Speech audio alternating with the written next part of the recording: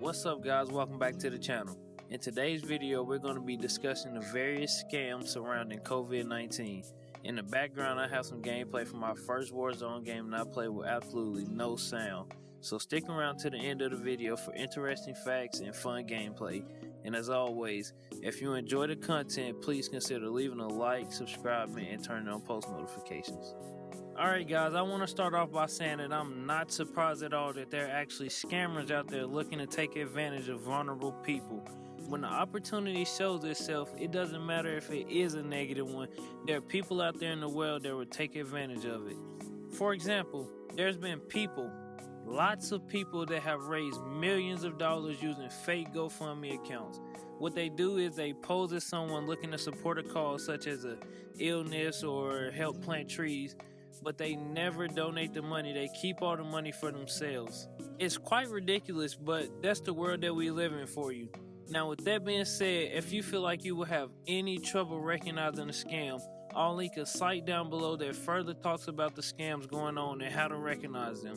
Also, if you need masks or any other source of safety supplies, we'll be more than happy to help you out. I'll leave a link to our Facebook page if you need to contact us. Now let's jump into some of the facts just to give you all an understanding of how serious these scams actually are. These numbers were last reported on April 16, 2020. By that time, there have been 20,334 consumer complaints related to COVID-19. These complaints were made to the Federal Trade Commission, which is a federal agency that protects consumers in the marketplace.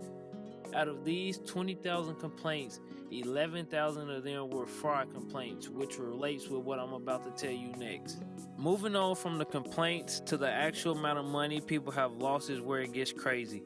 It is reported that victims have lost about $15.6 million due to scams surrounding COVID-19. Let me say that again for you all. $15.6 million. That is a crazy amount of money. And I know there's those people out there like, yeah, okay, that's not even a lot of money. And to you, I say, please message me right now. Right now. Here's my contact information. You message me right now. Anyways, that is a ton of money. And as you can tell, anybody can become a victim. So we should all stay alert and try to help each other out the best as we can. If you think you've come across a scam, please don't ignore it. Share it to social media, share it to your group chat, or even report it to the Federal Trade Commission. Alright, let me stop here for just a second to ask you all a couple questions. So I was thinking about posting frequent videos sort of like this one where I break down popular news stories or topics. These won't only pertain to COVID-19, but any story that I find interesting enough to cover. So let me know down in the comment section if that's something you all be interested in. Also, let me know how you think I should format the video. Should I do it over gameplay like this video, or face recording, a live streaming, or what? Just let me know down in the comment section. Alright, let's get back to the topic.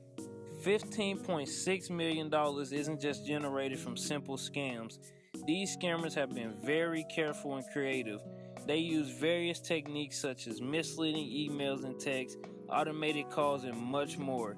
They are vividly working to make sure that their scams are up to date and accurate. This means that they have to pay very close attention to the news and media to adapt their scams accordingly to what may arise. The first type of scam that we'll cover are those related to in-demand products. By in-demand products, I mean things like masks, disinfectant wipes and sprays, tissues, and things of that sort. Many scammers claim to offer products such as those that I just listed. Some claim to offer these products for free just as long as you cover the shipping charge. Here's a quick reminder. Anytime you see a random ad or message claiming to offer a product for free as long as you cover the shipping charge, it's more than likely a scam. This method may not seem to have a big effect on the total amount lost, but if you put some numbers into perspective, you will see how effective it can be. Okay, so say that someone is offering free products with $7 shipping. If they get 100 people to pay the shipping fee, then that's $700. Now let's say that they get 1,000 people to pay the shipping fee. Well, that's $7,000. This number is only going to increase as they get more and more people to pay the shipping fee. The other method that goes along with this type of scam is when a scammer claims to offer a product for free with no shipping charge. Most of the time, you'll still have to check out on their website, which will give them a chance to collect your personal information. This personal information will include email address, physical address, first and last name, and credit card number. Most of the time, you can spot these scams from a mile away. They'll have poorly built websites, little credibility, and likely lots of negative reviews. There's also phishing scams. Yes, phishing, but not this kind of phishing.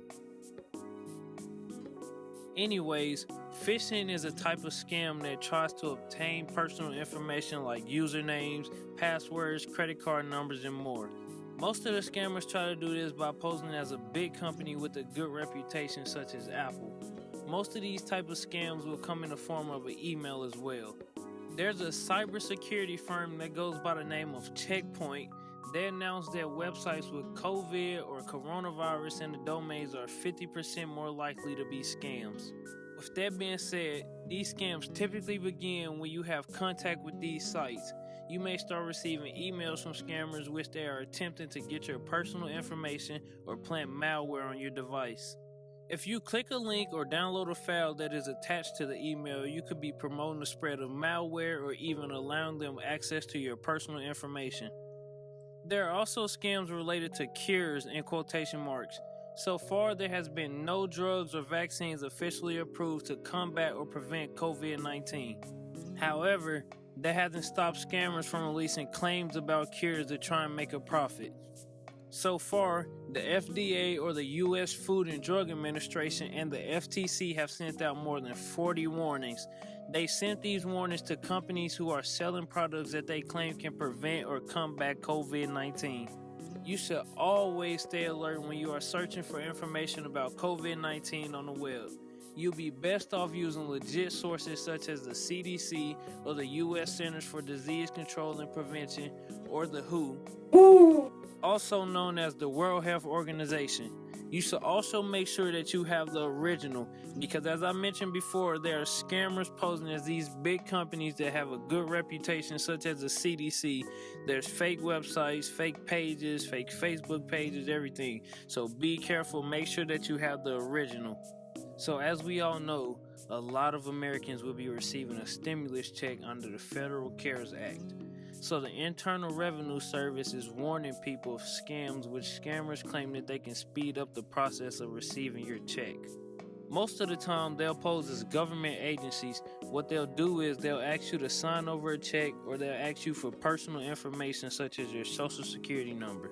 So with that being said, you should be aware of calls or emails that seem to be coming from a government agency, and they use the term stimulus because the official term is economic impact payment. There are also scammers looking to take advantage of how poorly the economy is doing. They pretend to be banks and lenders and claim that they can help pay bills, credit card debts, student loans, and things of that sort. Other scams target small businesses. Small businesses have been affected drastically, so if you ever get the chance to help one out, please do so. It doesn't have to be something as big as a $5,000 donation. Simply sharing one of their posts could be helpful enough.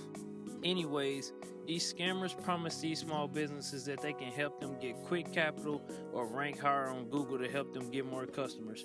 Since we are currently in desperate times with most of the U.S. shut down, you can tell that some of these small businesses will jump on this offer.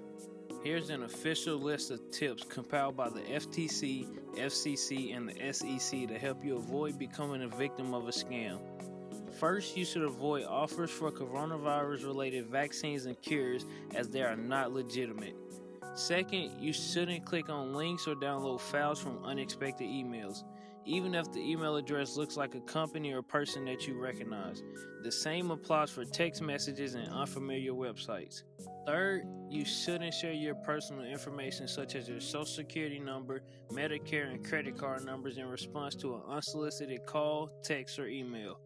Fourth, you should be aware of fundraising calls and emails seeking money for coronavirus victims or disease research, especially if they pressure you to act fast and request payments by prepaid debit cards or gift cards. And lastly, you should ignore phone calls or emails from strangers urging you to invest in a new coronavirus stock. After all this information I've given you, I hope that you proceed with caution. These are quite tough times that we are living in at the moment. We all have to bond together and help each other out. With that being said, we'll be starting a group where you can come and chat with us and with others. There'll be tons of laughs, positivity, and things like trivia, games, and more. Anyways, if you found any of this information helpful, consider sharing with a friend to help them out as well. And as always, stay safe.